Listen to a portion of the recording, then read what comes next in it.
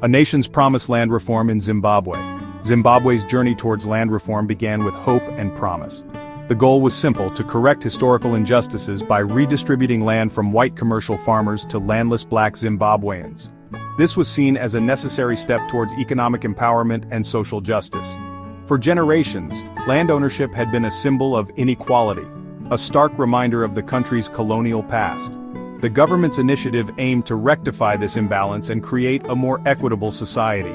The land reform program, launched in the early 2000s under President Robert Mugabe, was initially met with widespread support.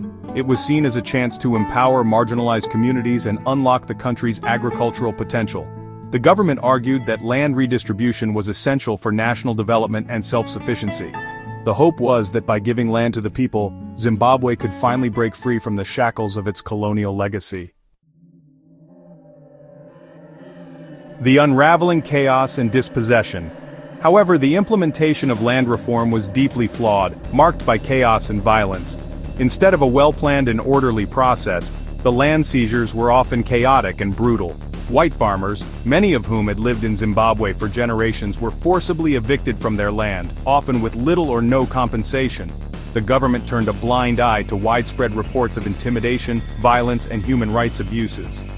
The process was plagued by corruption and cronyism. Instead of benefiting the intended recipients, poor, landless Black Zimbabweans, much of the redistributed land ended up in the hands of government officials, their families, and political allies. This unequal distribution of land further exacerbated existing social and economic disparities. The very people the land reform was meant to help were often left worse off. Broken promises, the bitter harvest. The consequences of this mishandled land reform were devastating. Zimbabwe's once thriving agricultural sector, the backbone of its economy, collapsed. Production plummeted, leading to widespread food shortages and economic hardship. The country, once a breadbasket of southern Africa, became heavily reliant on food aid. The government's attempts to address the situation have been piecemeal and largely ineffective.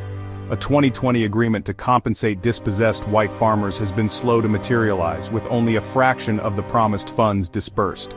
Similarly, a 2024 move to grant full land ownership to Black farmers, while intended to provide security and access to finance, has been criticized for further undermining property rights and deterring foreign investment.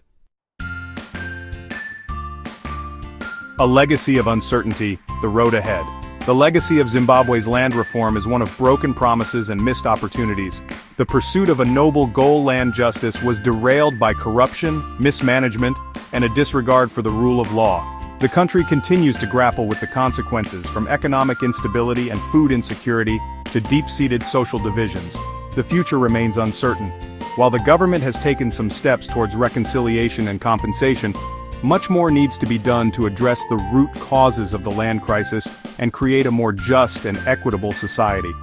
The story of Zimbabwe's land reform serves as a cautionary tale about the importance of responsible governance, the rule of law, and the need for inclusive and sustainable development.